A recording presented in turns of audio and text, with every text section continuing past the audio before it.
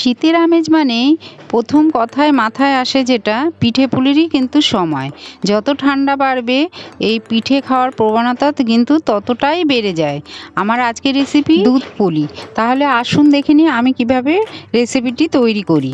কড়াইতে 2 কাপ পরিমাণে জল দিয়েছি। একটু গরম হয়ে গেলে সামান্য পরিমাণে নুন দিয়ে 4 কাপ পরিমাণে সুজি দিয়ে নাড়াচাড়া করে জলটাকে টানিয়ে নেব। এভাবে নাড়তে নাড়তে যখন জলটা পুরোপুরি টেনে আসবে, এখানে আমি 4 কাপ সুজির জন্যে হাফ কাপ পরিমাণে তখন ময়দা দিয়ে আবারও নেড়ে চেড়ে জলটাকে ভালো করে টানিয়ে আটার মণ্ডর মতো তৈরি করে নেব।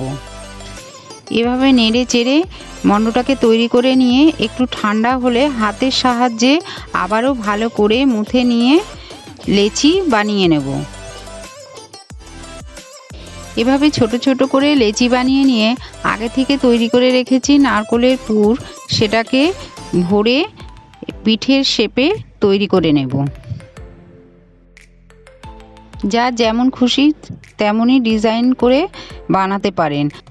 এভাবে বানানো পসিবল না হলেও বাজার চলতি পুলি পিঠের ছাঁচ কিনতে পাওয়া যায়, তাতেও বানিয়ে নিতে পারেন।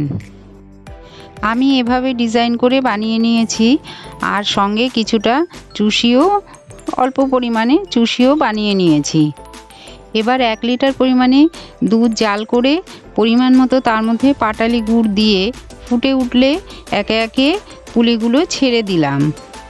এভাবে মিনিট 10 মতো জাল করে নিয়ে শেষে চুষিগুলো ছেড়ে দিলেই তৈরি হয়ে যাবে আজকে চুষি পুলির রেসিপি।